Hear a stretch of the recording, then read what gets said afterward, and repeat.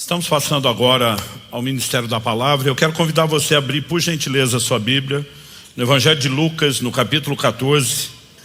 E nós vamos ler juntos do verso 25 até o verso 33.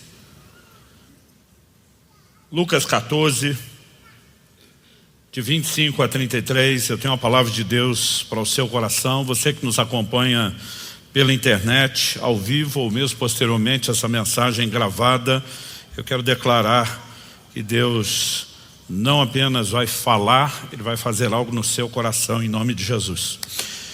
O texto sagrado diz assim: grandes multidões acompanhavam Jesus, e Ele, voltando-se, lhes disse: se alguém vem a mim e não me ama mais do que ama o seu pai, a sua mãe, sua mulher, os seus filhos, os seus irmãos e as suas irmãs, e até a sua própria vida, não pode ser meu discípulo. Quem não tomar sua cruz e vier após mim, não pode ser meu discípulo. Pois qual de vocês, pretendendo construir uma torre, não se senta primeiro para calcular a despesa e verificar se tem os meios para a concluir? Para não acontecer que, tendo lançado os alicerces e não podendo terminar a construção, todos os que a virem zombem dele, dizendo: este homem começou a construir e não pôde acabar. Ou qual é o rei que, indo para combater outro rei, não se assenta primeiro para calcular se com 10.000 homens poderá enfrentar o que vem contra ele com 20.000? Caso contrário, estando o outro ainda longe, envia-lhe uma embaixada pedindo condições de paz. Assim, pois, outra tradução diz da mesma forma: assim, pois, qualquer um de vocês que não renuncia a tudo que tem, não pode ser meu discípulo.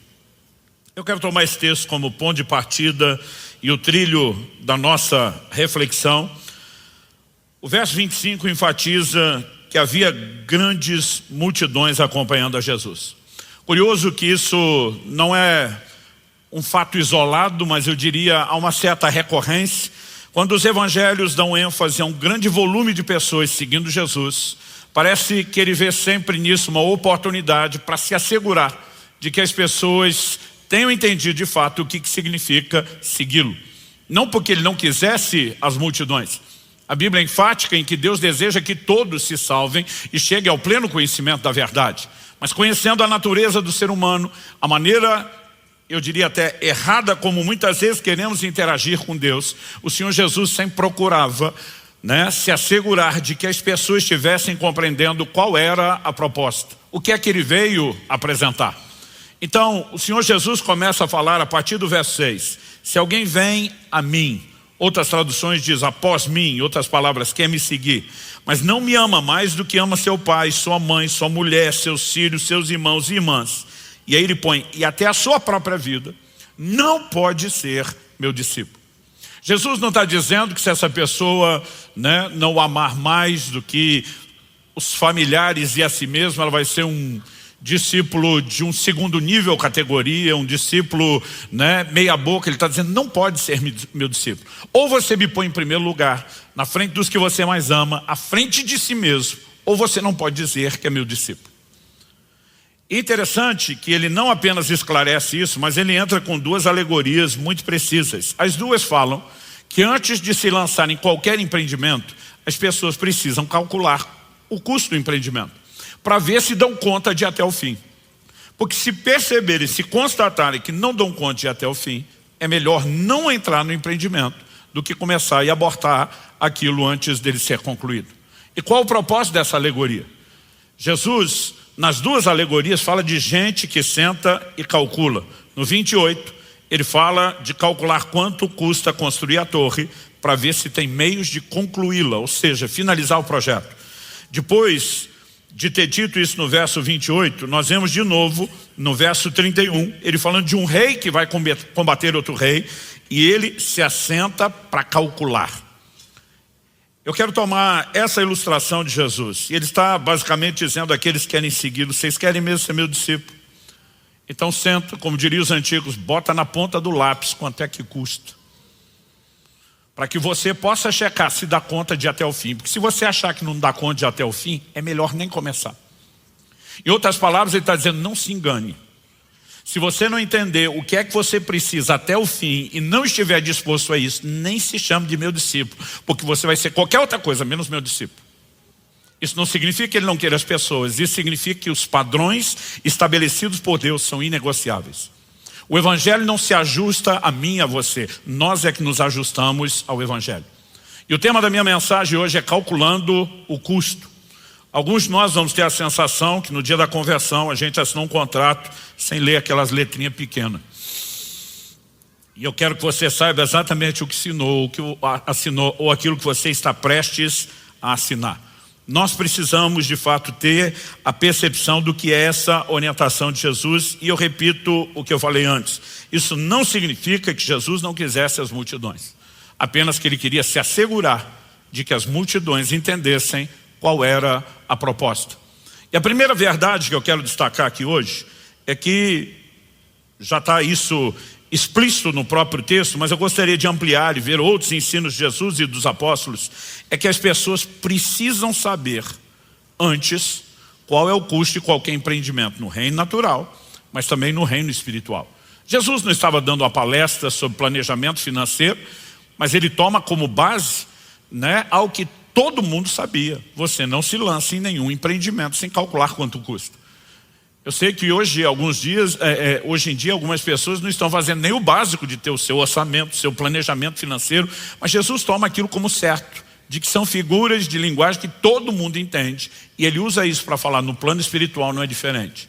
Antes de entrar nessa empreitada, nessa caminhada de dizer, de declarar, de se dispor a ser meu discípulo, de crer naquilo que eu estou propondo a vocês, entenda exatamente o que é que custa, ou quanto é que vai custar a vocês. E ele está falando de negar todas as coisas, negar a si mesmo, colocá-lo em primeiro lugar, amá-lo acima de tudo. Mas eu gostaria de olhar alguns versículos com você, para que você perceba que em vários momentos Jesus dava ênfase a essas verdades. Por exemplo, em Mateus no capítulo 7, dos versículos 13 até o 14, no 13 e o 14, Jesus diz: entrem pela porta estreita, porque larga é a porta e espaçoso é o caminho que conduz para a perdição, e são muitos os que entram por ela. Estreita é a porta e apertado é o caminho que conduz para a vida, e são poucos os que o encontram. Quando o Senhor Jesus fala a respeito dessa porta, outro dia eu vi uma conversa de dois irmãos, um encorajando o outro a cuidar um pouco mais da saúde, a perder peso, o outro fazendo chacota, dizendo: me dá um bom motivo para isso. O outro falou: a porta é estreita. Como quem diz, se você quiser entrar no céu vai ser difícil passar, todo mundo riu, mas esse é um assunto para outra conversa, ministração de outro dia. Mas quando a Bíblia fala de porta estreita ou porta larga, ela está falando de uma porta que é apertada, de um caminho que é apertado. Mas é importante que você entendamos que Jesus está falando: tem um caminho que a entrada e o próprio caminho em si são desconfortáveis, mas o lugar aonde ele leva é de um conforto eterno. Tem uma outra porta e caminho que ela é bem confortável, mas o lugar para onde ele te leva é de um desconforto extremo eterno. E basicamente o que Jesus está dizendo às pessoas é: não avalie qual é o custo de agora, avalie qual é o preço final. Mas para chegar ao lugar final, de forma consequente, entenda exatamente o que é que você tem que suportar agora. Porque senão pode ser que ao longo do caminho você não dê conta de permanecer nele ou de conseguir concluir a sua própria caminhada. Então, em vários momentos nós vemos Jesus ensinando sobre isso. No Evangelho de João, no capítulo 6, nós vemos que o Senhor Jesus opera o milagre da multiplicação de pães. E é interessante que a palavra de Deus nos mostra que tão logo Jesus fez o milagre da multiplicação de pães, há uma reação, há uma resposta por parte das pessoas. Nós vamos perceber Jesus falando com eles, por exemplo, no versículo 26 de João capítulo 6. Em verdade vos digo, vós me procurais não porque viste sinais, mas porque comeste dos pães e vos fartastes. Jesus está dizendo, em outras palavras: vocês não estão bem atrás de mim, vocês estão atrás daquilo que eu tenho oferecido a vocês. Vocês estão pensando muito mais naquilo que eu posso entregar a vocês agora do que, na verdade, entender o que é que eu vim fazer para toda a eternidade. No verso 35, Jesus diz: eu sou o pão da vida. Quem vem a mim jamais terá fome, quem crê em mim jamais terá sede. À medida que nós olhamos esse ensino de Jesus, nós percebemos que ele é uma resposta a uma reação, né, à atitude daquele povo. Ele é uma resposta de como eles estavam interagindo com ele depois dele ter operado o milagre que ele havia operado. Quando a gente olha para isso, por exemplo, verso 15 de João 6, que fala logo depois da multiplicação dos pães, diz assim: Jesus ficou sabendo que estavam para vir com a intenção de fazê-lo rei à força. Então se retirou outra vez sozinho para o monte. O povo olha e diz: é esse cara que nós precisamos. Ele resolve nossos problemas, ele atende às nossas necessidades. E mesmo que Jesus não tenha proclamado nada, eles queriam fazê-lo rei à força. E aí Jesus mais à frente vai dizer: vocês na verdade não estão olhando o aspecto espiritual dos sinais. Vocês estão atrás, na verdade, de um estômago farto. Vocês estão vendo em mim alguém que resolveu problemas momentâneos. E Jesus começa a transicionar a conversa para dizer: o que eu vim oferecer é muito mais do que um benefício terreno. O que eu vim oferecer a vocês é um benefício eterno. Nós não negamos que o Evangelho produz impacto na nossa vida aqui e agora. Mas em 1 Coríntios, no capítulo 15, Paulo disse: é só para essa vida que esperamos em Cristo. Nós somos de todos os homens os mais dignos de lástima. O Evangelho tem, antes de mais nada, uma perspectiva do impacto eterno. E se nós não soubermos olhar para o lugar onde o Evangelho nos leva, muitas vezes nós não vamos suportar o desconforto do caminho. Essa visão, ela precisa ser claramente construída. As pessoas precisam dessa advertência. Então, Jesus começa a falar: eu sou o pão da vida. E ele começa a introduzir agora o assunto do plano espiritual, do que ele veio fazer. No entanto, quando ele começa a falar a respeito disso, ele usa uma figura de linguagem que, obviamente, o Senhor Jesus, que não era apenas um comunicador excelente, né, era alguém de uma conexão impressionante, dizia: eu só falo aquilo que eu ouço o meu pai dizer. Estava comunicando algo muito intencional da parte de Deus. Quando chega o verso 53 de João 6, ele diz: em verdade lhes digo, se vocês não comerem a carne do Filho do Homem, não beberem o seu sangue, não terão vida em vocês mesmos. Quem come a minha carne e bebe o meu sangue tem a vida eterna, e eu ressuscitarei no último dia. Jesus claramente está dizendo: eu não vim apenas encher a barriga de vocês, eu estou preocupado com a vida eterna de vocês. Mas para isso, tem que comer minha carne e beber meu sangue. Jesus não estava fazendo uma proposta canibalesca. Hoje eu e você entendemos o simbolismo de comer a carne e o sangue quando praticamos a ceia do Senhor.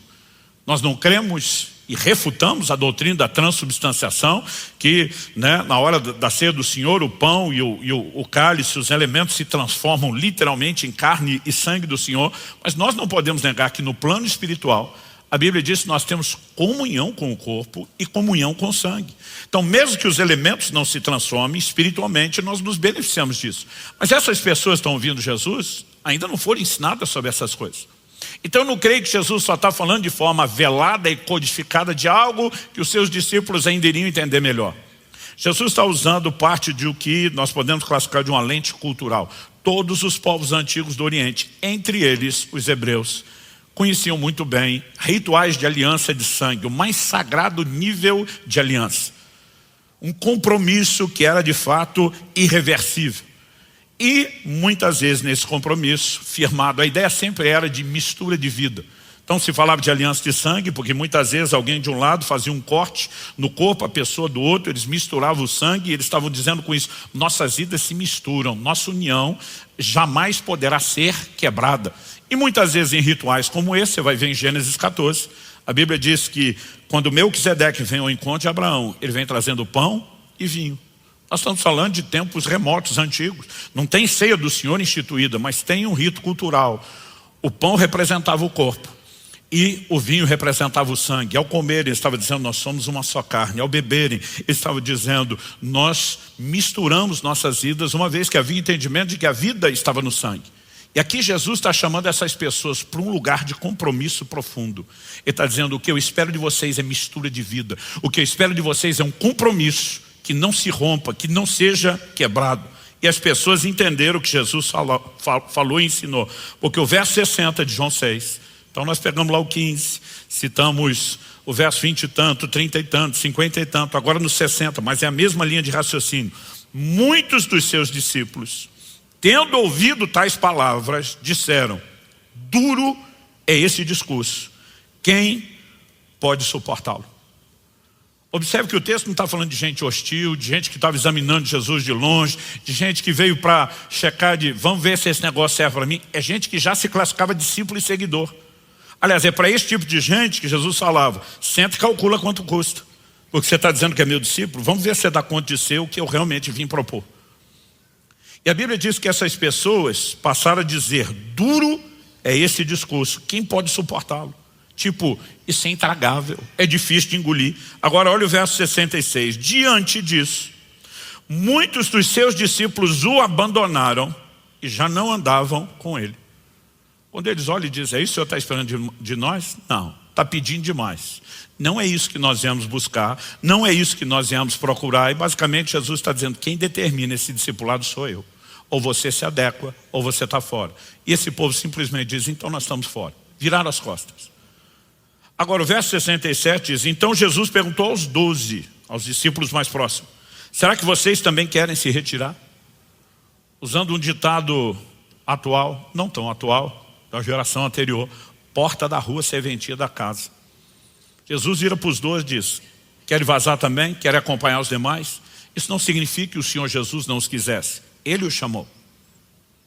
Mas Ele está dizendo: se vocês não entenderem o que eu estou propondo e o nível de compromisso, ajam da forma sensata como esses estão agindo, porque ou você fica comigo até o fim, ou é melhor nem começar. No verso 68 Pedro responde, Simão Pedro respondeu: Senhor, para quem iremos? O Senhor tem as palavras da vida eterna, e nós temos crido e conhecido que o Senhor é o Santo de Deus. Pedro está dizendo: nós não viemos atrás apenas de quem dá pão para a gente comer. O Senhor tem palavras de vida eterna. Nós não estamos preocupados com o conforto do caminho. Esse povo está achando que o que o Senhor está exigindo aqui é pesado. Nós estamos de olho na recompensa. Aquele lugar para onde o caminho, que pode ser desconfortável, nos leva, vale a pena. Pedro está dizendo: nenhum de nós vai a lugar nenhum. Ele está dizendo: estamos juntos. Mas não é estamos juntos que o seu amigo bate nas suas costas e depois te abandona. Ele está dizendo: nós estamos juntos. Nós vamos comer sua carne, nós vamos beber o seu sangue, nós vamos ter mistura de vida. Não tem o que nos faça voltar atrás. O Senhor Jesus, em diversos momentos, deixou claro, se assegurou de que as pessoas entendessem exatamente qual era a proposta de segui-lo. Ele tem que ser o Senhor. Em Romanos, no capítulo 10, no versículo 10, a palavra de Deus diz: se no teu coração creres que Deus ressuscitou a Jesus dentre os mortos, e com a tua boca confessares a Jesus como Senhor, será salvo. A igreja inventou uma tal de uma coisa que é uma confissão de tem que confessar Jesus Salvador. Isso não está na Bíblia. Mas Ele não é Salvador? A Bíblia diz: se você confessá-lo Senhor, será salvo. Se Ele te salva, Ele é Salvador. Mas o objeto da confissão é Senhor. E a palavra Senhor é fraca na nossa cultura. Porque no mínimo, no máximo que a gente consegue imaginar é o filho falando para o pai: sim senhor, ou dentro da cadeia de comando militar: sim senhor, né? Apenas para indicar respeito. Mas a palavra Senhor, ela significa amo, ela significa dono, possuidor. Na verdade, ela só era usada por um escravo quando se dirigia ao seu amo, ao seu dono, ao seu possuidor. E a Bíblia está dizendo que a única forma de entrar nesse caminho de salvação é reconhecer que Ele é o dono, é negar a própria vida, é estar disposto a negar toda e qualquer coisa. Então eu e você precisamos calcular o custo, e Jesus queria que todo mundo soubesse. Os apóstolos também falavam disso. Em Atos, no capítulo 14, quando nós vemos a viagem missionária de Paulo e Barnabé, a Bíblia diz o seguinte: eu vou ler os versos 21 e 22 de Atos 14. O verso 20 fala deles pregando o evangelho numa cidade chamada Derbe. O 21 diz assim: e tendo anunciado o evangelho naquela cidade e feito muitos discípulos, Paulo e Barnabé voltaram para Listra, Icônio, Antioquia. Eram as cidades que eles haviam passado anteriormente, pregando o evangelho e estabelecendo discípulos. A Bíblia diz: fortalecendo o ânimo dos discípulos e exortando-os a permanecerem firmes na fé, e mostrando que através de muitas tribulações nos importa entrar no reino de Deus. Então primeiro eles passam nessas cidades para pregar o evangelho e levar as pessoas a Cristo. Agora eles voltam fortalecer o ânimo dos discípulos, dizendo, tem que perseverar na fé, tem que ficar firme na fé, vocês não podem se perder ao longo do caminho. E qual a preocupação em fortalecer o ânimo e ensinar a importância de ficar firme na fé? O texto diz, mostrando que através de muitas tribulações nos importa entrar no reino de Deus. Quando eu olho para o evangelho moderno, que eu venho chamando de transgênico, eu me preocupo porque primeiro, nós damos uma ênfase demasiada àquilo que é terreno e pouco, em alguns lugares, quase nada no que é eterno. Então hoje em dia a propaganda é, você está com um problema financeiro, de saúde, na família, vem para Jesus que Ele resolve. Quando você olha para o ministério de Jesus, é lógico que Ele se preocupou em tocar essas necessidades também. Mas isso nunca foi o foco, isso nunca foi o centro, isso era parte do efeito colateral de uma mensagem que o chamava a focar na eternidade. Então não estou dizendo que nós vamos jogar isso fora, mas nós não podemos fazer daquilo que é periférico o centro. E de alguma forma as pessoas estão dizendo, olha, vem para Jesus porque Ele resolve os seus problemas. E as pessoas vêm, abraçam a fé esperando uma vida sem problema. Quando os problemas começam, qual é a conclusão de muitas dessas pessoas? A solução que me prometeram não era verdadeira. E provavelmente essa é a razão pela qual muita gente não conclui o caminho. Porque o que nós acabamos entregando na prática não é o que foi oferecido quando, entre aspas, vendemos o evangelho para eles. A Bíblia está dizendo, importa que por meio de muitas tribulações herdemos o reino de Deus. O que a gente tinha que estar dizendo para as pessoas é aceitar Jesus. Não significa que seus problemas vão desaparecer. Pelo contrário, talvez você possa ter até mais problemas do que antes. Aliás, Jesus diz, vão perseguir vocês, vão odiar vocês. Nós ainda vivemos numa cultura onde a perseguição é pouca, é ideológica, é institucional. Há muitos lugares na terra hoje que a conversão pode significar que a pessoa morra, às vezes assassinada pela própria família e não apenas pelo governo. Então a pergunta é, se o evangelho não dá uma melhor qualidade de vida terrena, ele não deve ser anunciado? Essa nunca foi a proposta. Ele pode afetar essa área, mas a proposta diz sempre respeito a uma eternidade. E de alguma maneira nós começamos a mudar o foco.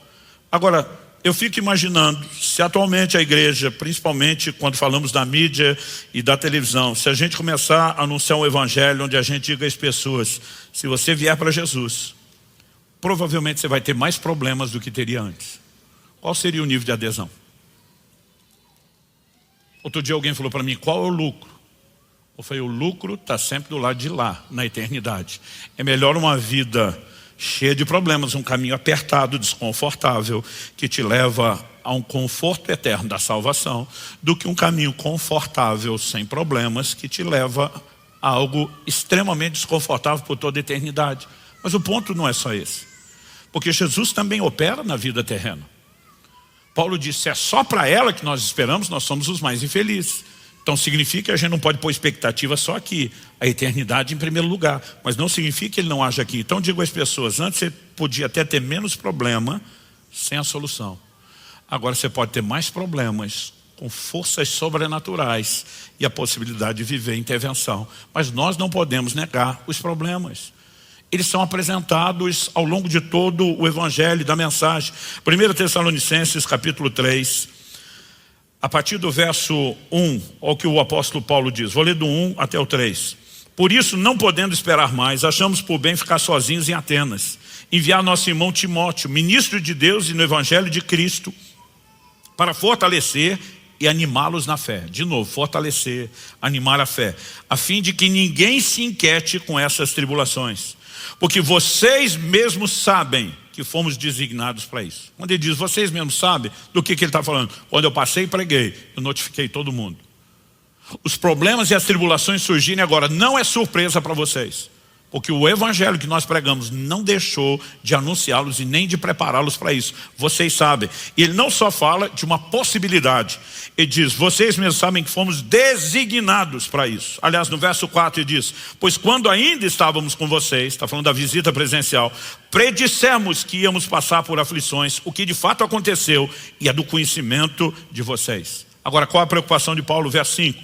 Foi por isso que, já não me sendo possível continuar esperando, mandei perguntar a respeito da fé que vocês têm, temendo que fossem provados pelo tentador e o nosso trabalho se tornasse inútil.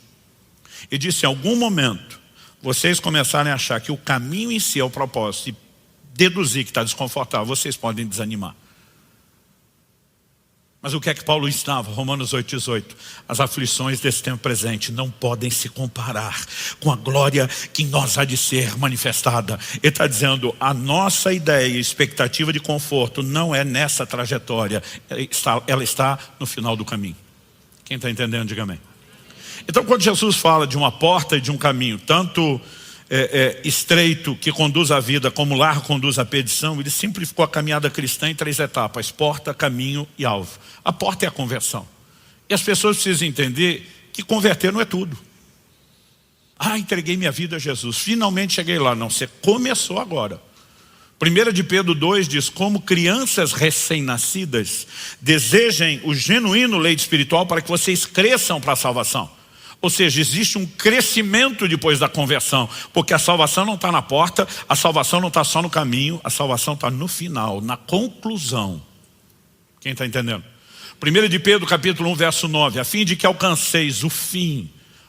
Algumas traduções dizem o alvo, outras dizem o objetivo final da vossa fé, a salvação das vossas almas. Nós precisamos entender que aqui, não na porta, não no caminho, mas no alvo, que a coisa se concretiza. E nós não podemos animar no processo antes de completá-lo. Então os apóstolos pregavam, ensinavam essas coisas, e eu tenho dito, as pessoas têm que saber antes o custo. Até naquilo que é natural, terreno, a gente sabe agir assim. Como que nós criamos, ou pelo menos deveríamos criar os filhos? Preparando eles para enfrentar a vida. Não adianta você criar seus filhos dentro de uma bolha. Mesmo em relação à fé, tem muitos pais falhando em relação a isso. Nós precisamos preparar nossos filhos. Vocês vão sofrer zombaria lá na escola, quando tiverem um posicionamento de pureza, quando não quiserem, como diz o livro de Provérbios, seguir o caminho dos pecadores. As pessoas vão zombar de vocês, vão provocar vocês. E se nós nos preparamos, nós estamos diminuindo a possibilidade deles suportarem aquilo que está vindo. Então as pessoas precisam ser preparadas. Nossos filhos têm que ser preparados. Até em relação aos relacionamentos. A gente dizia, olha, vocês vão lidar com pessoas diferentes. A pessoa não acorda necessariamente planejando isso, mas você pode ser magoado ao longo do caminho. Tem que superar, tem que resolver problema, tem que perdoar. E tem gente que vai virar as costas para você e não vai voltar nunca mais. Não importa quem errou e o seu esforço. Nós precisamos preparar, desde os filhos no natural, para os relacionamentos, para o que é a vida, o que dizer daquilo que é espiritual. E nas escrituras isso era muito claro. A segunda coisa que eu quero destacar aqui é que o fim é mais importante que o começo. Você pode repetir isso comigo? Diga, o fim é mais importante que o começo. Então eu falei que entregar a vida a Jesus é só o começo. A pergunta é, como é que nós vamos terminar? Segundo aos Coríntios 4:7, o apóstolo Paulo diz, eu combati o bom combate, eu encerrei a carreira e eu guardei a fé. Então não só passei pela porta, eu percorri o caminho todo e eu alcancei o objetivo final da fé. Eu nunca perdi a fé, eu guardei a minha fé, eu cheguei até o fim. Então Eclesiastes capítulo 7, por exemplo, verso 8, na atualizada diz, melhor é o fim das coisas do que o seu princípio. A NVI, a nova versão internacional, diz, o fim das coisas é melhor do que o seu início. E a paráfrase bíblica intitulada Mensagem diz, finalizar algo é melhor do que começar. Basicamente, o que nós temos em declarações daquilo que é natural, por exemplo, melhor do que um filho que nasce, é você acompanhar toda a trajetória de crescimento e desenvolvimento da vida dele. Quando falamos de um casamento, melhor do que a festa inicial daquela união é preservar e cultivar um bom relacionamento e ter um matrimônio duradouro. Isso serve, e Eclesiastes 7 está falando de coisas naturais em primeiro lugar, mas isso se aplica, eu diria, não só também, eu diria até principalmente, isso se aplica em questões espirituais. Gálatas capítulo 3. Esses irmãos da Galácia era uma região. Esses irmãos da Galácia, o que abrangia várias igrejas, eles estão sendo abordados por Paulo nessa epístola porque há um contexto. Olha o que ele pergunta, capítulo 3, eu vou ler do verso 1 ao 3. Ó Gálatas insensatos, quem foi que os enfeitiçou Não foi diante dos olhos de vocês que Jesus foi exposto como crucificado. Quero apenas saber isso. Vocês receberam o Espírito pelas obras da lei ou pela pregação da fé? Será que vocês são tão insensatos que, tendo começado no Espírito, agora querem se aperfeiçoar na carne? Então Paulo passa, prega o Evangelho de Jesus, expõe o Cristo crucificado, e ele fala isso, né, no final do verso 1. Diante dos olhos de vocês, Jesus Cristo foi exposto como crucificado, prega o Evangelho, mas depois da ausência dele, eles começaram a se exporem a um ensino judaizante de pessoas que contradiziam o que era a obra da graça de Deus, se expressa mediante a fé. E ele diz, quem é que está enfeitiçando vocês? A palavra usada no original, ela significa exatamente isso. Muitas das traduções modernas, mais antigas, usavam termos como na Almeida Atualizada, quem fascinou vocês, né? Mas essa palavra falava de lançar um encantamento, e diz, há um engano que está enredando vocês. Vocês começaram bem, vão terminar mal. Olha o que ele diz em Gálatas, no capítulo 5, versículos 7 e 8, para esse mesmo povo. Vós corríeis bem. O que significa isso? Vocês começaram e durante um tempo na corrida estavam bem. Vocês vinham correndo bem.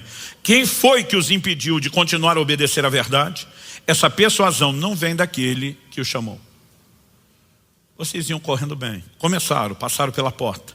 O início desse caminho, a Bíblia apresenta a jornada da fé tanto como um caminho pelo qual se anda, como muitas vezes apresenta a fé como sendo uma corrida.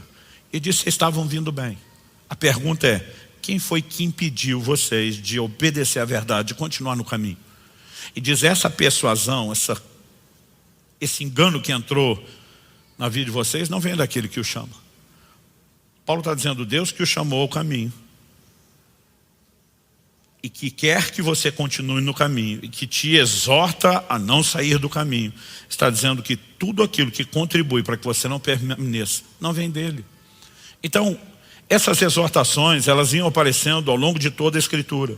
O fim é mais importante que o começo. Paulo era determinado a alcançar o seu propósito. Em Filipenses, no capítulo 3, nos versos 13 e 14, nós vemos Paulo declarando, irmãos, quanto a mim não julgo havê-lo alcançado. Em outras palavras, não cheguei lá ainda, mas uma coisa faço, esquecendo-me das coisas que ficam para trás e avançando para as que estão diante de mim, prossigo para o alvo, para o prêmio da soberana vocação de Deus em Cristo Jesus. Esquecendo das coisas que ficam para trás, ele não está falando só coisa ruim. Às vezes as pessoas pegam esse texto e dizem, esquece quem te machucou, perdoa, supera. É lógico que nós temos que fazer isso. Esquece suas experiências ruins, se machucaram, deixa Deus sarar. É lógico que nós temos que fazer isso. Mas tudo que você já experimentou de bom, de bênção, de intervenção, também deixa. Tem mais bênção para vir. Nós estamos em movimento, o caminho fala de um movimento e nós estamos focados no que está no fim do caminho. Então mesmo aquilo que foi extraordinariamente bom não deveria nos fazer estacionar. Deixa para trás, avança, prossegue. Para o quê? Para o prêmio da soberana vocação de Deus que está em Cristo Jesus. O que realmente vale a pena. E eu não estou dizendo que passar pela porta não seja uma boa experiência. Eu não estou dizendo que o caminho não seja algo bom. Mas o que realmente vale a pena está lá no final do caminho. É o nosso alvo. Quem está entendendo, diga amém. Então, eu e você precisamos não só entender isso. Precisamos de tempos em tempos nos fortalecer com essa compreensão. E precisamos entender que se os apóstolos voltavam lá para os novos na fé, os novos convertidos, para lembrá-los até daquilo que já foi pregado. Não só eu e você precisamos nos manter conscientes disso, mas precisamos manter uns aos outros conscientes. É por isso que Hebreus 10, 25 você lê, e não deixemos de congregar, como é costume de alguns. A Bíblia fala que nós temos que nos encorajar uns aos outros. Nós precisamos nos fortalecer uns aos outros. Nem todo fortalecimento da palavra vai fluir do púlpito. Isso é parte do processo do que Deus planejou para a igreja. Mas muito das verdades de Deus que você abraça, não só o que você ouve no púlpito, aquilo que você está lendo, meditando, estudando na palavra, incorpora na sua vida. Você começa a transbordar e derramar na vida das pessoas à sua volta. E nós precisamos entender que isso é mais do que uma orientação a ser dada de forma esporádica, ocasional. É assunto para ser repetido. Em Hebreus, no capítulo 2, no verso 1, a Bíblia diz, importa que nos apeguemos com mais firmeza às verdades ouvidas. Significa que aquilo que já foi ouvido, Tem hora que a gente tem que mastigar, processar, ruminar de novo. Para quê? Para que a convicção cresça. Escrevendo aos Filipenses, Paulo diz: eu não me canso de dizer as mesmas coisas. Basicamente ele está dizendo, nós não vamos viver só de novidade, de tempos em tempos. Nós vamos voltar naquelas mesmas coisas para que a convicção não venha se arrefecer. Quem está entendendo? E quando eu e você estamos cuidando de gente que conduzimos a Cristo, nós temos que prepará-los. E eu vou voltar lá no assunto do início. Jesus fez isso, os apóstolos faziam isso. E eu quero ler mais alguns textos que deixam isso claro. Em Mateus, no capítulo 7, eu já mencionei os versos 13 e 14, mas eu quero que a gente leia agora do verso 24 ao 27. Jesus diz assim, final do verso 23, termina com a frase dele: afastem-se de mim, vocês que praticam o mal. Ele está dizendo de gente que no final vai chegar diante dele, dizendo o seu nome, expulsamos demônios, curamos enfermos, profetizamos, e vai dizer: não conheço vocês. Afastem de mim vocês que praticam o mal. O que ele está dizendo? Que os frutos na vida daqueles que dizem ser seus discípulos não são apenas as obras do ministério, mas principalmente a maneira que vivemos, e que em essência elas precisam expressar obediência, rendição ao seu senhorio. Aí ele entra em Mateus 7, 24 a 27. Todo aquele, pois, que ouve essas minhas palavras e as pratica, será comparado a um homem prudente que construiu uma casa sobre a rocha. Caiu a chuva, transbordaram os rios, sopraram os ventos e bateram com força contra aquela casa, e ela não desabou, porque tinha sido construída sobre a rocha. Todo aquele que ouve essas minhas palavras e não as pratica, será comparado a um homem insensato que construiu sua casa sobre a areia. Caiu a chuva, transbordaram os rios, sopraram os ventos e bateram com força contra aquela casa, e ela desabou, sendo grande a sua ruína.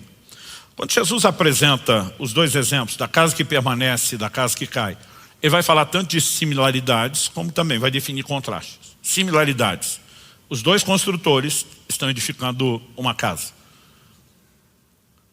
Mas a similaridade não é só isso. Ambos os construtores vão enfrentar o mesmo tipo de oposição. No verso 25, Jesus fala aqui de 4 características: caiu a chuva, transbordaram os rios, sopraram os ventos e bateram com força contra aquela casa. Você pode repetir isso comigo, por gentileza? Diga: caiu a chuva, transbordaram os rios, sopraram os ventos e bateram com força contra aquela casa. Agora, olha o verso 27, o que ele diz sobre o outro construtor da casa que desabou? Caiu a chuva, transbordaram os rios, sopraram os ventos e bateram com força contra aquela casa. Ctrl C, Ctrl V. As mesmas declarações na mesma ordem. O que determina se a minha e a sua casa vai ficar de pé, ou seja, se nós vamos chegar até o fim, se a torre terminará de ser construída, não são as circunstâncias que a gente enfrenta. O que determina é como nós estamos construindo. Então Jesus falou, um que é considerado prudente e não insensato, ele decidiu edificar sobre a rocha. E diz: esse é o que ouve e pratica. O evangelho não pode se tornar mero discurso. Mas ele diz: tem aquele que ouve e não pratica. Esse aqui tem prazo de validade. A pergunta é: por que alguém vai ouvir Jesus? Você não quer praticar o que Jesus fala. Muitas vezes a gente só pensa assim: essa pessoa é mero e simplesmente um hipócrita, um falso e fingido. A maioria delas não está pensando exatamente nisso. Ela talvez desconheça a clareza com que Jesus diz: o evangelho nunca se adaptará a você, é você que se adapta ao evangelho. Mas se o cara não quer obedecer Jesus, aliás, não faz sentido. Em Lucas, no capítulo 6, nós temos a mesma parábola. Só que lá no verso 46 começa com Jesus dizendo assim: por que é que vocês me chamam Senhor, Senhor, se não faz o que eu mando? Ele diz: que tipo de senhor sou eu? Que tipo de escravo é você se você não me obedece? Se você não reconhece minha autoridade, se você não se sujeita a mim? Então Jesus está dizendo: é irracional você dizer que ele é seu senhor se você não obedece. Mas por que nós temos tanta gente dentro da igreja com cara de crente, comportamento de crente, vem no culto que nem crente, mas não vive como crente? Outro dia um falou: pastor, não era melhor os caras estão lá no mundo? Eu falei: muitas vezes eles estão domingo na igreja, o resto da vida é igual a de todo mundo. Mas por que estão aqui no domingo? Ele falou: não sei. Eu falei: eu vou te dar uma sugestão. A Bíblia diz que quando o Espírito do Senhor se apartou de Saul, e no reino de Deus não tem um lugar neutro, ou você está debaixo da influência de Deus, ou você está debaixo da influência de Satanás. Quando o Espírito do Senhor se aparta dele, a Bíblia diz que o espírito maligno começa a perturbá-lo. E nessa agitação de estar perturbado, alguém diz, vamos trazer Davi? Quando esse cara toca os louvores, todo mundo sente paz. Eu conheço um monte de gente, não crente, desviado, que diz, eu sinto tanta paz quando eu ouço o louvor. Ele gosta de ouvir o louvor. Isso não significa que ele esteja no caminho, muito menos que ele vai alcançar o alvo, mas ele está buscando um conforto momentâneo. E às vezes, quando aquilo tocava, Saul não apenas sentia menos opressão maligna, como de repente aquilo alimentava a saudade dos bons momentos. E de repente ele dizia, aliviei um pouco, dá para passar mais uma semana perturbado. Daqui a pouco chama Davi de novo. Porque as pessoas, muitas vezes elas estão pensando só no que sentem no momento. Elas não estão planejando nada a longo prazo, muito menos aquilo que diz respeito à eternidade. Mas Jesus estava dizendo o quê? Não é porque você é meu discípulo que não vai enfrentar dificuldade. As pessoas eram preparadas para isso. Olha Mateus capítulo 13, na parábola do semeador, o que é que Jesus fala nos versículos 5 e 6.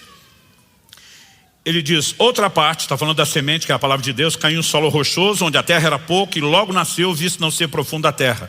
Saindo, porém, o sol queimou, e porque não tinha raiz, secou-se. Jesus está falando de uma semente que germina, mas tem prazo de validade. Em algum momento, o processo vai ser abortado.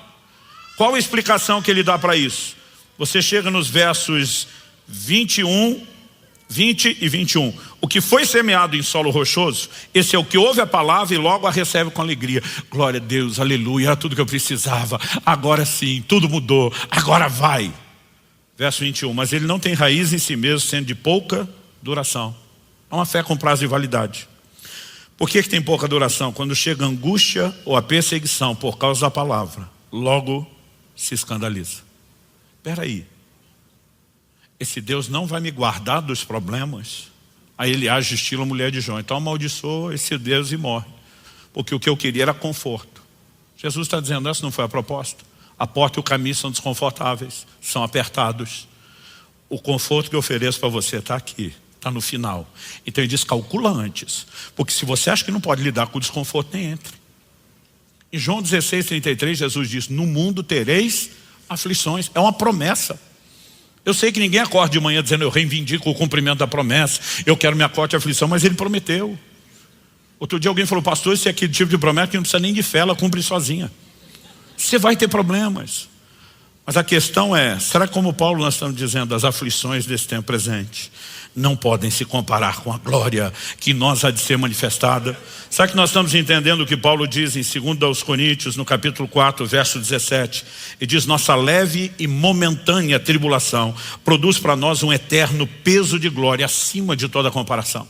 Uma hora ele fala de algo leve, depois ele fala de algo pesado. E aí ele introduz a ideia da comparação. Do que ele está falando? A balança romana, de 2 pratos. Ele diz tribulação, quando você bota as tribulações todas no prato, é leve, o prato sobe. Por quê? Porque a glória que nos aguarda tem muito mais peso no outro prato, e esse prato desce. Ele diz, como é que eu vou comparar um desconforto momentâneo com esse conforto eterno? Verso seguinte, o 18, ele diz, na medida em que não olhamos para as coisas que se veem, mas para as que não se veem, porque as coisas que se veem, o desconforto do caminho são temporais, mas as que não se veem, aquelas pelas quais nós estamos crendo, são eternas, são permanentes. Era essa clareza que os fortalecia a enfrentar todo tipo de dificuldade.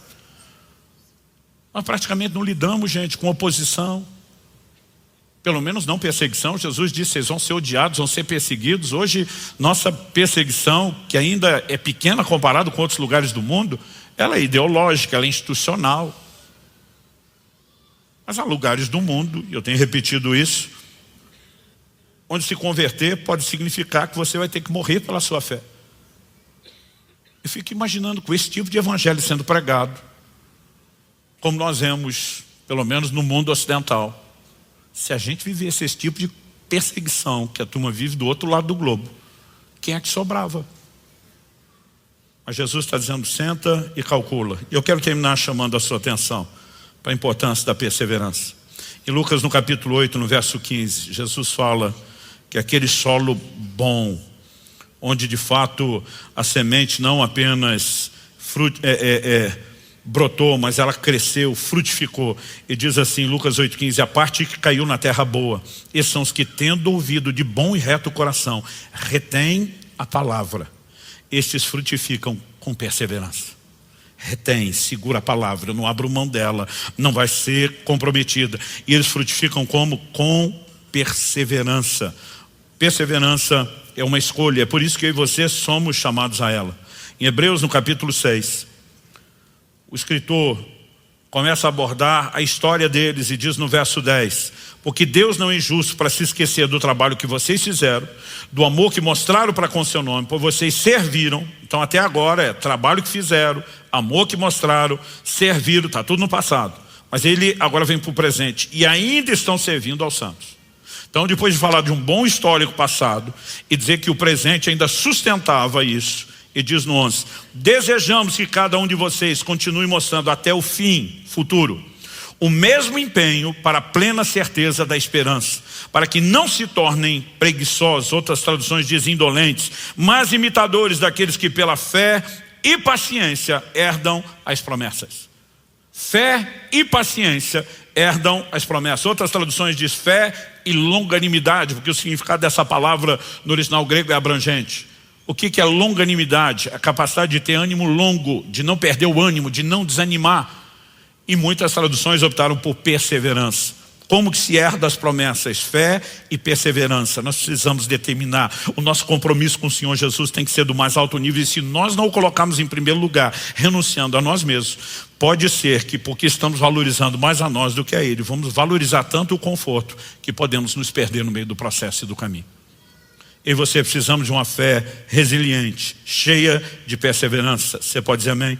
Em Hebreus, no capítulo 10, no verso 35, escrevendo para o mesmo grupo que enfrentava as mesmas dificuldades, o escritor diz o seguinte, portanto, não percam a confiança de vocês, porque ela tem grande recompensa. E diz, essa fé que você está exercendo agora não pode ser perdida. Por quê? Ela tem uma recompensa. Onde está a recompensa? Está lá na frente. Se a recompensa estivesse acontecendo no momento da confiança, pelo menos na sua forma plena e completa, ninguém precisava de incentivo. Mas ele está dizendo, não desanime, continue crendo, fique de olho. Quando você cruzar aquela linha de chegada na eternidade, quando o Senhor Jesus olhar para você e dizer, servo bom e fiel, entra no gozo do teu Senhor, com certeza você vai entender que terá valido a pena. Então ele diz no 36, vocês precisam perseverar, para que, havendo feito a vontade de Deus durante muito tempo, não abortem, mas alcancem a promessa. Repita comigo, vocês precisam perseverar, para que, havendo feito a vontade de Deus, alcancem a promessa. Verso 37 a 39, porque ainda dentro de pouco tempo aquele que vem virá e não irá demorar, mas o meu justo viverá pela fé. E se retroceder, dele a minha alma não se agradará. Verso 39, nós porém, não somos dos que retrocedem para a perdição, mas somos da fé para a preservação da alma. Retroceder na fé leva à perdição. É por isso que a fé tem que ser guardada. É por isso que eu e você precisamos de perseverança. O apóstolo João, no livro de Apocalipse, ele ainda está nas notas introdutórias ali do capítulo 1, no versículo 9, ele diz assim, eu, João, irmão e companheiro de vocês. Eu gosto dessa frase, irmão e companheiro. Irmão, nós sabemos por que ele está falando isso. Somos parte de uma mesma família, aqueles que nasceram de novo em Cristo Jesus, os nascidos de Deus, filhos de Deus, somos irmãos. Mas ele diz companheiro. Que companheiro é esse? Companheiro de vocês na tribulação, no reino e na perseverança em Jesus.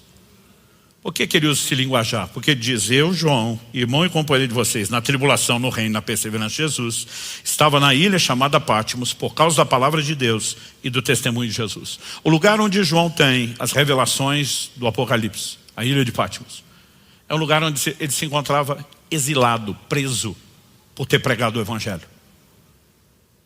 Então ele está dizendo, eu, João, irmão de vocês sabem de onde eu estou escrevendo, onde é que eu tive a experiência.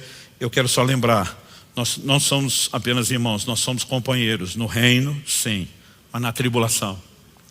E por causa da tribulação, que é um requisito para se permanecer no reino, nós também somos companheiros na perseverança, porque nenhum de nós é doido de desanimar por causa daquilo que é momentâneo e abrir mão daquilo que é eterno. Essa era a linguagem deles o tempo todo. E precisa ser a minha e a sua linguagem, nos lembrando uns aos outros e ajudando os novos na fé. Eu quero encerrar perguntando a você, qual o nível do seu compromisso com Jesus? Quão consciente você tem de fato estado a respeito de um nível de compromisso do qual você não pode abrir mão? De acordo com Jesus, é fácil receber a palavra com alegria antes de ter problemas, mas nossa fé será testada quando as tribulações chegam, quando a oposição por causa do evangelho chega. E quando essas coisas começam a acontecer, é melhor a gente se assegurar primeiro que não haja fragilidade no compromisso. Então Jesus está dizendo, antes de entrar, calcula quanto custa. O que ele estava dizendo? Eu preciso colocar em vocês a mentalidade correta antes de começar. Alguns de nós esperamos chegar ao prazo de validade para depois descobrir, será que eu tenho que recomeçar com a mentalidade certa, quando poderíamos ser construídos com a correta desde o início. É por isso que de tempos em tempos a gente precisa dessa avaliação. Richard Baxter, pregador, se não me engano, do século 17, inglês, ele diz, o céu pagará qualquer prejuízo que possamos sofrer para ganhá-lo, mas nada pode pagar o prejuízo de perdê-lo. Resumindo, ainda que possa haver desconforto ao passar pela porta e trilhar o caminho, o que nos aguarda por toda a eternidade justifica a perseverança. Mas se valorizamos o conforto momentâneo a ponto de negligenciar aquilo que é eterno, haverá dano. E o Senhor nos ajude não só a entender, mas a corresponder com Ele, a corresponder com a Sua palavra. Eu gostaria que, assentado mesmo como você está, a gente pudesse ter um tempo e um momento de oração. Muitas vezes a gente ouve a palavra de Deus e não pondera o suficiente aquilo que eu e você precisamos de forma prática fazer em relação a ela. A minha oração a Deus é que aquilo que você ouviu nessa hora não caia no esquecimento logo no final da reunião. E que não só o que Deus já fez aqui agora, enquanto você ouve a palavra, mas que muito mais do que isso possa acontecer depois desse momento. Então talvez seja a hora de dizer, sonda, meu Deus, conhece meu coração, de dizer, Espírito Santo, eu não quero me enganar, me ajuda a entender o nível do meu compromisso, me ajuda de fato nessa avaliação de calcular o custo. Será que eu tenho desde o início? E se não fiz desde o início, será que eu tenho feito isso agora? De fato entender quanto é que custa construir essa torre, de realmente ponderar se eu tenho condições ou não de ir até o fim. E obviamente o Senhor quer que você vá até o fim, o Senhor não quer que você desista, mas Ele está dizendo, se você entrar nessa jornada, são minhas regras, são meus princípios, e o Evangelho não se adequará a você, é você que tem que se adequar ao Evangelho. Talvez seja um bom momento para renovar o compromisso, para dizer, Senhor, ainda que haja em mim disposição de entrega, determinação, eu sei que eu preciso do fortalecimento, da capacitação da graça, de uma consciência renovada. É evidente que ao longo da caminhada Deus quer nos oferecer recursos, e uma palavra como essa não tem o propósito de julgar ou condenar você, mas de fortalecê-lo, de renovar sua disposição, de permanecer firme na fé. Ele também vai disponibilizar recursos, mas os recursos não vão invadir sua vida sem que você assuma a sua responsabilidade de estar de fato comprometido e profundamente comprometido com Ele e com a sua palavra. Fala com Deus, eu sei que Ele está falando com você. Pai, nós te pedimos mais uma vez que o Senhor ilumine os olhos do nosso entendimento, que a palavra alcance o nosso coração, o nosso espírito, que nós possamos ter mais do que um discurso, uma palestra, mais do que alinhamento doutrinário, que a luz, que a revelação da Tua palavra, aplicada pelo Teu Espírito, o Espírito da verdade, resplandeça em cada um de nós e encontre resposta. Nós queremos viver um nível de rendição e entrega cada vez maior ao Senhor, ao Seu governo. E nós queremos sustentar isso não apenas de forma verbal, enquanto sinalizamos uma decisão da nossa parte, nós também clamamos pelos recursos celestiais. Nós não queremos apenas calcular o custo com a consciência dele, queremos seguir firmes e determinados, numa fé que anda de mãos dadas com a perseverança, que prossegue com determinação, avançando para o alvo, reconhecendo que não há nada que justifique o desânimo ou o naufrágio na fé. Nós clamamos graça e favor do alto em nome do Senhor Jesus. Do Evangelho de João, capítulo 15, eu quero ler com vocês do versículo 1 até o versículo 8. E, assim como na semana passada, eu quero abordar mais uma vez a ideia de que se não tivermos a percepção e o entendimento correto do que é igreja, nós não poderemos viver aquilo que Deus sonhou, aquilo que Deus planejou e predeterminou para nós. Então vamos lá.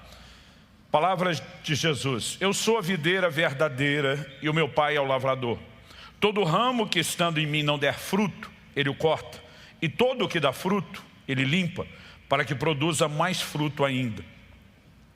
Vocês já estão limpos por causa da palavra que lhes tenho falado. Permaneçam em mim e eu permanecerei em vocês. Como o ramo não pode produzir fruto de si mesmo, se não permanecer na videira, assim vocês não podem dar frutos, se não permanecerem em mim. Eu sou a videira, vocês são os ramos. Quem permanece em mim e eu nele, esse dá muito fruto, porque sem mim vocês não podem fazer nada. Se alguém não permanecer em mim, será lançado fora à semelhança do ramo e secará. E o apanham, lançam no fogo e o queimam. Se permanecer em mim e as minhas palavras permanecerem em vocês, pedirão o que quiserem e lhes será feito. Nisso é glorificado meu Pai, que vocês deem muito fruto e assim mostrarão que são meus discípulos. Senhor, nós suplicamos a graça e o favor do Senhor para que a nossa mente se dilate e a sua compreensão seja ampliada, não apenas na mera esfera racional, humana, natural, mas, ó Deus, debaixo de compreensão espiritual. Nós clamamos a capacidade de não apenas entender o que o Senhor nos tem chamado a ser, mas a corresponder contigo. Nós queremos viver igreja de acordo com o modelo revelado nas Escrituras. E nós oramos, ó Deus, por um nível de entendimento que possa produzir não apenas fé, como também correspondência. Em nome de Jesus. Amém. Amém. Bom, quando Jesus diz eu sou a videira verdadeira, ele não está chamando a outra, a natural, de fake. Mas eu creio que Nosso Senhor está nos ampliando, uma percepção que diz respeito ao fato de que quando falamos de um Deus presciente, que faz tudo de forma planejada e nada de improviso, é mais fácil eu e você entendermos que em vez dele olhar para a videira, uma das árvores das muitas que ele criou, e dizer, vou pegar isso para usar, para ilustrar outra coisa, nós precisamos entender que o Deus presciente, que sabe tudo de antemão, ele provavelmente fez o inverso. Ele diz, vou criar uma árvore que sirva ao propósito lá na frente de ilustrar uma realidade que já existe. No reino espiritual e no natural nós temos muitas verdades que são paralelas. Atribui-se a isso uma das muitas possibilidades, a própria didática, a própria disposição de orientação de Deus e das Escrituras para que a gente possa assimilar o entendimento. Então Jesus está dizendo, vocês apreciam a videira natural. Vocês sabem que ela é um dos símbolos da frutificação. Aliás, quando os espias entram na terra prometida, algo que eles trazem para mostrar para o povo foi um cacho de videira que precisou ser carregado por 2 homens. Nós precisamos entender que de fato há um simbolismo. E Jesus enfatiza muito a questão do fruto. Ele fala sobre dar fruto no verso 2 e sobre dar mais fruto ainda. Ele fala a respeito no versículo 4 que o ramo não pode produzir fruto de si mesmo se não estiver na videira. Ele diz no versículo 5 que quem permanece nele e ele nessa pessoa dá muito fruto. A Bíblia ainda sustenta no versículo 8 que nisso é glorificado o Pai, que nós demos muito fruto. Então toda a conversa de Jesus obviamente está relacionada à frutificação, algo que ele espera da sua igreja. Pastor, eu ouvi direito, o senhor está falando da igreja ou de Jesus? Quando Jesus diz, eu sou a videira e vocês são os ramos, assim como os ramos são a extensão, a continuação da videira, a Bíblia apresenta a igreja como uma extensão, o complemento de Cristo. Em Efésios, no capítulo 1, por exemplo, nos versos 22 e 23, a Bíblia o apresenta como cabeça e a igreja é vista como o corpo de Cristo, o seu complemento. Então, obviamente, quando Jesus está falando a respeito da videira e nos incluindo como parte dela, ele incluiu uma revelação não apenas de si, mas também a respeito da igreja. E ele está falando do seu plano e do seu propósito de que essa videira seja frutífera.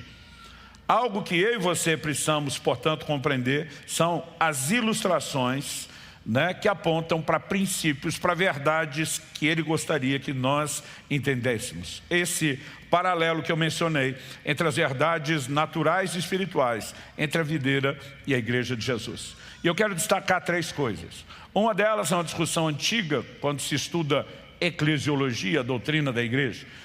Muitos ficam lá debatendo, a igreja é um organismo vivo ou uma organização. A verdade é que quando nós vamos estudar o assunto, não dá para dizer que é uma coisa ou outra. Ela é tanto uma quanto outra. E nós precisamos entender que nessa visão específica da videira, nós enxergamos não apenas a importância de um organismo, mas de uma estrutura que amplifique o potencial de frutificação do organismo. E nós vamos falar sobre essas 2 verdades relacionadas à igreja. Em segundo lugar, nós vamos trabalhar um outro conceito, que o de que a parte visível da videira são os ramos. Dificilmente, quando falamos de uma boa videira, bem cuidada, cultivada, produtiva, você consegue enxergar de cara aonde está o tronco principal e a raiz. Normalmente o que se vê são os ramos. E, da mesma forma, nós podemos entender que a revelação de Cristo passa pela igreja. Aquilo que as pessoas saberão dele será afetado pela forma como ele nos vem. A forma como ele nos vem será afetada pela maneira como nós decidimos viver. Em terceiro e último lugar, eu quero trabalhar a ideia de que não apenas cada ramo está ligado ao tronco principal e à raiz, independente uns dos outros, mas do ramo ou do tronco principal saem os ramos principais, desses ramos saem outros ramos, desses outros por sua vez também saem outros, de onde saem outros, de onde saem outros. Ou seja, não há apenas uma ligação de cada ramo direta com o tronco, mas há também uma ligação entre os ramos. E acredito que isso nos apresenta uma outra verdade igualmente importante a respeito da igreja. Então, vamos começar, em primeiro lugar, sobre organismo, falando sobre organismo versus organização. Diferente de outras árvores, a videira não cresce muito sozinha. Ela precisa não só de cuidado e manutenção. Nós vemos aqui a importância de que um ramo que dá fruto, possa ser limpo para dar mais fruto ainda. Daquele que não está dando fruto tem que ser podado para não tirar energia da árvore. Mas nós podemos perceber também que, diferente de outras árvores cuja estrutura são somente os seus galhos, a videira é uma das poucas que ela entra numa outra classificação. Ela está na família das trepadeiras, que é aquele tipo de planta que cresce apoiando-se em outra ou sobre qualquer outra estrutura ou superfície. É por isso que quando você olha, por exemplo, um vinhedo, você vai ver uma estrutura artificial complementar que ajuda a videira a se tornar mais frutífera. É muito comum a gente ver as pessoas usando varas de bambu, arame, para que os ramos da videira cresçam sobre ele. Porque se não houver essa estrutura, o crescimento da videira será comprometido e logo, automaticamente, consequentemente, a sua frutificação também. Quando eu era garoto, além de não viajar muito, de não conhecer muita coisa, meu universo de amostragem de certos tipos de árvores era bem limitado. A única parreira ou videira que eu conheci de perto, na verdade, para quem como eu, cresceu, se criou no interior de São Paulo, toda árvore é chamada, por quem cresce no interior de São Paulo, de pé de alguma coisa. Então, a laranjeira é pé de laranja, a goiabeira é pé de goiaba, pé de jabuticaba e pé de uva. Então, para nós, eu mal sabia o que era uma videira ou parreira, eu conhecia só um pé de uva. E o pé de uva que eu conhecia, ele era muito mirradinho, não dava nem a altura do meu ombro, com poucos ramos, bem sem vergonha. Na verdade, não foi aquele tipo de videira que alguém planejou ter algum resultado. Imagino hoje, pensando com a mente de adulto, que alguém chupou uma uva, cuspiu a semente no canto do muro, que era colado no muro da nossa casa, do lado de lá do vizinho, e ela provavelmente nasceu por acidente. Ninguém nunca cuidou dela, e uma única vez por ano, aquele pé de uva dava uns cachozinhos pequenininhos, mirrados, sem vergonha e ruim. A gente esperava o ano inteiro para ficar decepcionado com aquilo. E tudo que eu conseguia pensar como garoto, quando via o povo comer uva, eu dizia, tem que ter muito pé de uva para dar uva suficiente para esse povo, porque eu achava que aquilo não produzia era nada. Mal sabia eu que o problema estava na falta de estrutura e na falta de cuidado da parreira da vizinha. Até hoje lembro o nome da vizinha, Dona Orminda. E o que aconteceu? Aqueles ramos, quando cresciam, eles se dobravam até tocar o chão, porque não tinha uma estrutura. Quando tocava o chão, aquela ponta do ramo que tocava o chão começava a morrer, a necrosar, não crescia a partir disso. Toda a produção da videira, pela falta de cuidado e de estrutura, foi comprometida.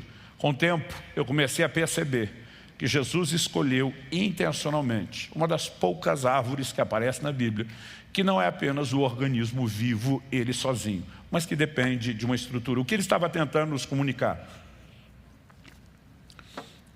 Que as verdades a respeito da igreja que ele está aplicando nos mostram que sim, a igreja, antes de mais nada, é um organismo vivo. E como tal, depende da seiva, da vida que procede dele, que é o tronco e a raiz. A igreja jamais crescerá apenas com estratégias, com méritos, com planejamento humano. Nós percebemos que desde o início da história da igreja, no livro de Atos, há um combustível divino, sobrenatural se manifestando, que é a presença de Deus, é a ação do Espírito Santo. E como organismo, isso é fato, é incontestável, é inquestionável. Atos 9:31, por exemplo, diz assim: a igreja tinha paz por toda a Judéia, Galiléia, Samaria, edificando-se, caminhando no temor do Senhor. A Bíblia diz, e no consolo do Espírito Santo crescia em número. Outras traduções diz, no auxílio, no conforto do Espírito Santo, ela crescia em número. O crescimento da igreja depende, em primeiro lugar, da vida de Deus que pulsa na sua igreja. Então, eu e você, entendendo isso, precisamos compreender que vida de oração, de devoção, de relacionamento com Deus, eles são vitais. Jesus usa várias vezes a expressão, se vocês permanecerem em mim. É lógico que é a nossa conexão com Ele que permite que a vida dele nos toque. Agora, a pergunta a ser feita é, embora a vida de Deus seja o ingrediente principal, a seiva que flui dele, né, sem a qual obviamente não haveria nenhum tipo de vida, seja necessária, a pergunta é, só isso determina o crescimento? E eu vou te responder que não. Eu tenho conhecido igrejas onde a vida de Deus se manifesta nos cultos. Eu tenho estado em lugares onde a glória de Deus dá para pegar quase com a mão. Penso num povo que ora, que jejua, que adora, que busca a Deus. E eu entro em algumas dessas reuniões, parece que os anjos estão nadando de costas, de braçada, de um lado para o outro, na adoração. Você olha o negócio ferro. Mas você se pergunta, por que essa igreja não cresce? E não é falta da vida de Deus. Muitas vezes é falta de ajustes na estrutura. Atos capítulo 6, por exemplo, nos mostra que quando começou a se multiplicar o número dos discípulos, houve murmuração, houve problema, os apóstolos são parar e corrigir um problema que é estrutural. Como as pessoas serão atendidas? Aquilo não era espiritual. A Bíblia diz que depois que ajustaram aquilo, a igreja volta a crescer e se multiplicar. Então não é um ou outro, é tanto um quanto o outro. Agora, quando falo de estrutura, é óbvio que o exemplo bíblico não compreendia o que eu e você vivemos hoje. O que é que vivemos hoje? Temos uma estrutura física de reunião que os discípulos no início não tinham.